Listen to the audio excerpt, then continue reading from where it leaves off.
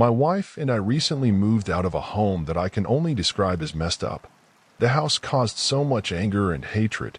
Whatever entity resides in the home is either menacing or pure evil.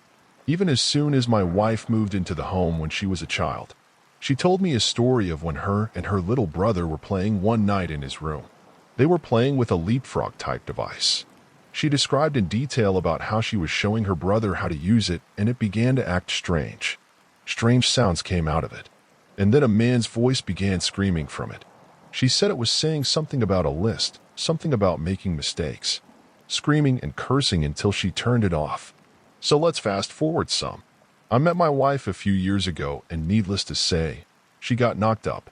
Haha, we're a condom kids.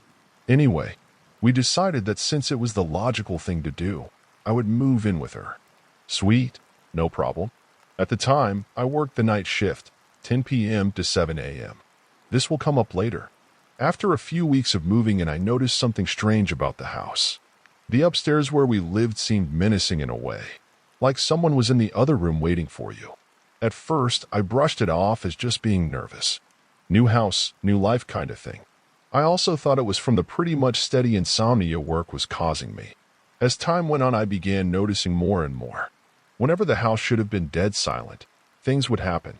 Footsteps up and down the hallways, knocks on doors, and sometimes I would swear I heard whispers. Being an avid believer in spirits, I wasn't particularly afraid, until things started getting dark. One morning as I was lying in bed, watching Netflix and hoping to fall asleep, I heard a rustling from the closet. It was just light enough in the room that you could make everything out.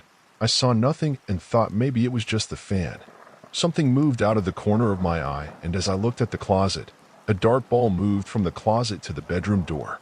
It was about the size of a softball and moved about as fast as a person could to the door. Later into the week, my wife had gotten into the bad habit of sleeping with the closet light on. I blame myself for that one. Should have kept my mouth shut. So we're lying there talking about baby stuff, and I noticed the curtain that covered the closet opening move. My wife was curled into me facing my chest, and I was staring at the closet. As I kept watching, I saw what I can only describe as a tiny mist-like figure, not like white mist, but slightly darker than the rest of the background, move out from the closet. It was maybe 3 feet tall and vanished as quick as it appeared. As soon as I began telling my wife what had happened, she had a sharp pinch on her back. She didn't cry out or scream. She calmly turned around and shouted, "Get the hell out and leave us alone." Too bad it didn't work. Now, let's fast forward. You're probably wondering, what else happened? Well, small stuff here and there for a while. Footsteps were regular. And I know some of you are probably saying, "ITS, the house settling idiot." I would agree, but not only did the footsteps stretch out the entire length of the 20-foot hallway, they sometimes were fast. And the knocks on the doors were very rhythmic, like when you knock on a friend's door when they're home or something. So let's get to scary stuff. After this recent Christmas, things began to spark up to a new level. One day I was sitting on my computer, and my wife came into the room asking me what I needed from the store. The computer room was directly across from the bathroom. Our daughter's door was to the immediate left of that, and the stairs were to the right. I began telling my wife what I wanted when she looked out the door and turned, ghost white. Her eyes got big and her mouth dropped. She slowly turned toward me. I just saw a man walk into Elena's room. She begins describing what it looked like. It was about 6 feet tall, black, and only slightly translucent. While she's describing this, I walk out into the hallway and go into my daughter's room. Have you ever walked into a freezer, like the ones Walmart stocks ice cream in? That immediate chill is what I felt when I walked in there. There was nothing, of course, but as soon as we began walking out, a set of metal bed frames we had laying against the wall, for over a year I might add, slid down and fell to the floor. My wife turned back into the room and told whatever it was to get out of our home. But it didn't, of course. Come January, things really picked up before we moved out. The power got knocked out during a sudden storm, and we were left in the dark for a night. My wife at this point wanted nothing to do with the home at this point and wanted to stay at her dad's. So we began packing her things for the night. I went downstairs and got my daughter loaded up in the car, and as I started walking back, and my wife shot out of the door nearly in tears. I asked her what was wrong, and she only said simply, "I don't want to talk. Close the door. Let's go." The upstairs to the home is pitch black even on the brightest day due to the layout. So when the power's off during an overcast, you might as well be underground. My wife was in our room gathering her makeup and things with only a flashlight.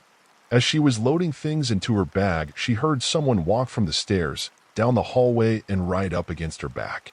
She assumed it was me, but when she turned around she saw nothing but black. Not like darkness black. Imagine someone holding a black sheet in front of you. Something like that. Even on our moving out day, things were happening upstairs. It was the worst I've personally ever felt it. Just dread and sorrow. My wife once again had something walk up on her and heard knocks on the bedroom door while she was packing. We've gone back a few times to get a thing or two since we left in February. Every time it's terrifying walking up the stairs. But I feel as if I should end this on a high note. We moved into a brand new home, and it is a completely different experience here. It has helped our relationship and has taken a huge burden off of us. My house was built in 1904.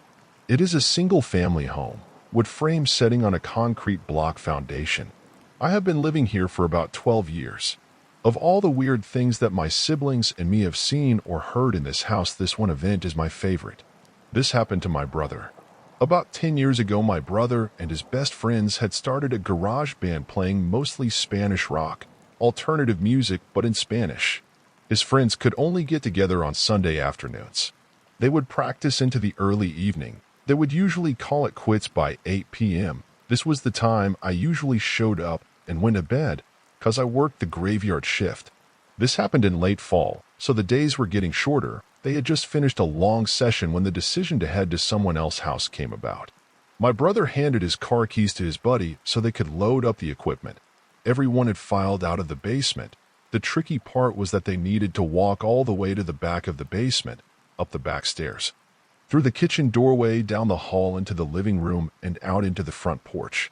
Everyone was outside sitting in my brother's truck waiting for him. My brother was walking up the back stairs when he remembered that he had left his pancakes in a to-go container sitting on a speaker in the basement. He made the decision to go back. Now the basement is not clean. With full sight lines, there had been partitions made, and the boiler and main heating unit are right smack in the middle. So after my brother walks back, he is about to retrieve his food container when out of the corner of his eye he sees it. It is a shadowy figure, right at his peripheral vision. This feeling of dread and uneasiness washed over my brother. We had been taught that if you are in the presence of a spirit or ghost and you felt a bad vibe, to say quick prayer or to cuss at it. My brother chose the latter. He basically just told it, "Hey, F you. I don't have time for this." My brother started to walk to the back of the basement and briskly up the stairs, closing doors and turning off lights as he was walking out.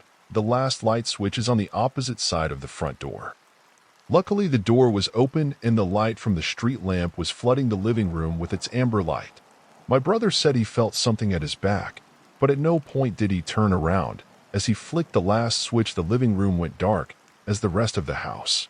As he stepped out, he pulled on the door, closing it behind him. Still holding his food container in one hand, he jogged down the few porch steps. He walked towards the front gate. Our house resides far from the main street, essentially having a large front yard but no rear garage. As he closed the gap between himself and his friend's truck, he kinda smiled and thought things over in his head, mad at himself for spooking out when there was no reason.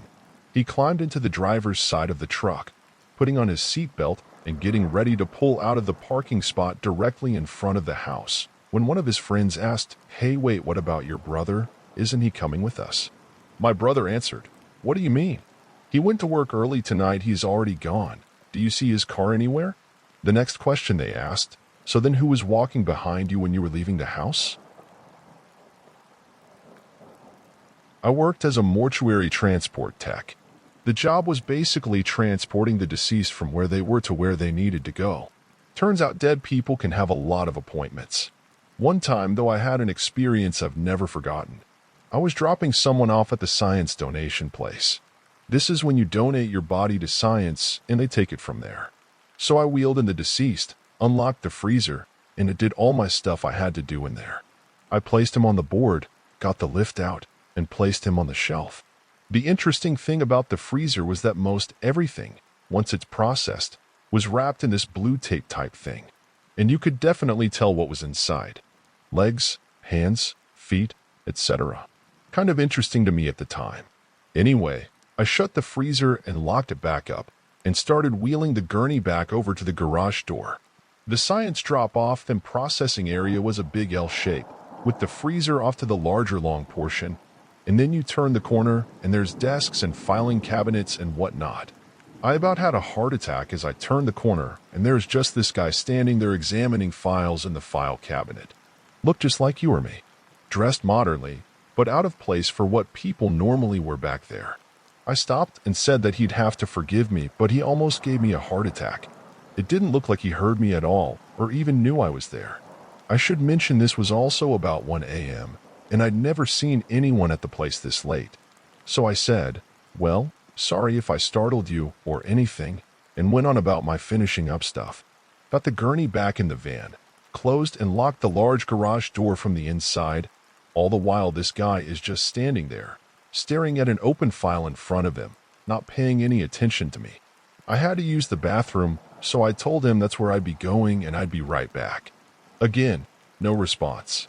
I thought maybe he's deaf and couldn't hear me. So I went to the bathroom and came back to the garage, and the guy is gone, but the file cabinet is still open. I didn't know where he went, and I hadn't heard anyone walk down the hallway past the bathroom. I checked and made sure everything I was responsible for was still locked, and it was. So I just announced that I was going to be leaving and locking up to set the alarm. No response. And that's what I did, and left. I'm not sure who he was, or is, or what happened. But it was definitely an odd experience, and one I still remember perfectly.